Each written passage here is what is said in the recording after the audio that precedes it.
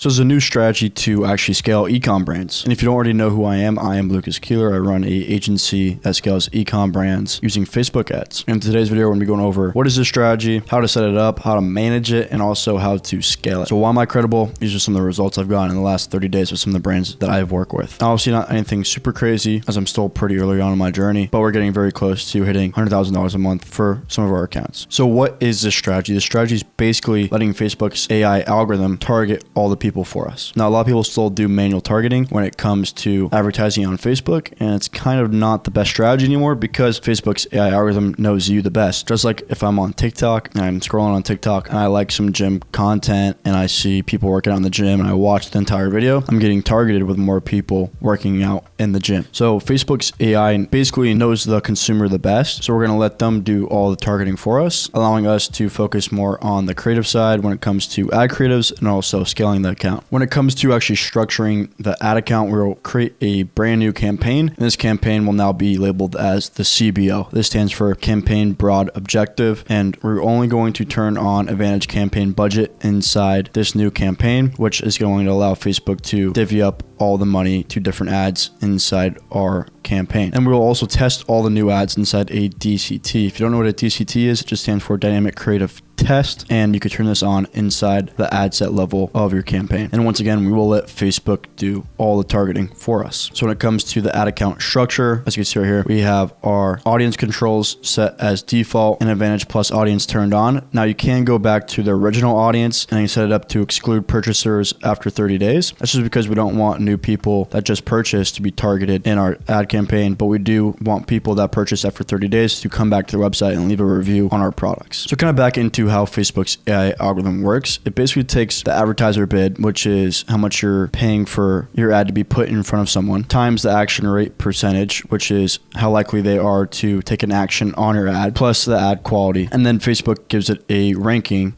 on their scale. And if you want to learn more about this, you can go to the link in the description, and I link the article to what I'm talking about right now and how machine learning is used for advertising on Facebook. So to really sum up Facebook advertising and using their AI system, if someone really likes gym content and they really like gym clothing, they're more likely to take a actionable percentage when seeing your ad, which just means Facebook's going to push your ad to more people that like gym content because they're more likely to take in action on purchasing your gym apparel. So Facebook has multiple different groups that I will actually target. So let's say you are selling gym apparel, maybe someone's really into supplements and they may purchase some gym apparel, or they're really into gym lifting, or maybe they're really into powerlifting. There's multiple different groups it will actually target, and it will actually find the best group and keep on targeting that group that is more likely to purchase your product, but it will test out multiple different groups. That's the reason I really like using this method, is because you don't have to do any of the manual targeting yourself. Facebook does it all for you, and it really knows the consumer the best. So why try to beat AI when you're never going to beat it in the first place? So setting up a DCT is pretty simple. You just go into the ad set and you turn on dynamic creative. Then inside the actual ad level, you can post 3 new image ads or video ads. You can do even more than that. I recommend only doing 3.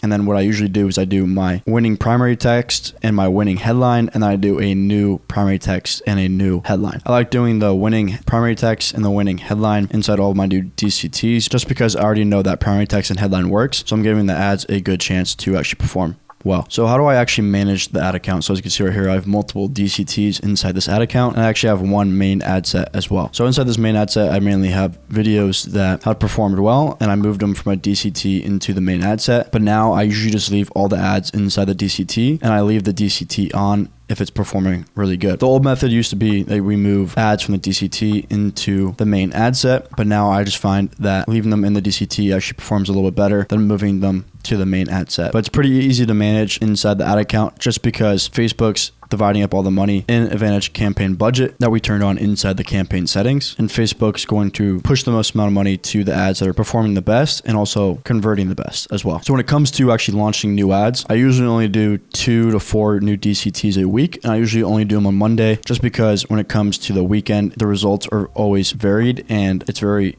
inconsistent, rather than when it comes to Monday, it's always pretty consistent and it's a new fresh start to the week. Now, when it comes to posting 2 to 4 DCTs, if I'm spending more than $500 on ads a day, I will post upwards of 4 DCTs a week, just because there's enough money to go into those new DCTs and give them a chance to perform. But if I'm spending like $100 a day on ads, I'm only going to do 2 DCTs because I don't have enough money to do 4 DCTs and give them a fair chance to actually perform well. So when it comes to actually scaling the ads, I scale the ads by 20% each day, as long as I'm still under my target CPA and I have a good ROAS. Now, if I'm under my target CPA, I will scale down by 20% each day until I get under my target CPA. If you don't know what your target CPA is, you can go calculate it by taking your average order value minus your cost of goods and your shipping and handling if you pay for shipping and handling. If you don't, just put 0. Then you can find your target CPA, which is going to be your break-even CPA basically. And as long as you're under that, at least you're either breaking even or you're making a little bit of money. So why do I kind of like this method that we are starting to use for all of our clients? 1, it's easy to manage. 2, the ads that perform the best get the most ad spend. Number 3, it's easy to track ad spend. And number 4, it's really easy to test new ads. This new method basically just allows for a lot more creativity, while Facebook does all the actual heavy lifting for us, as you may call it, because we're not doing any of the manual targeting ourselves, and Facebook's doing the targeting for us and also dividing up the money for us as well. And a lot of people still do manual targeting for their Facebook campaigns. And honestly, I don't like that, because nowadays you will never beat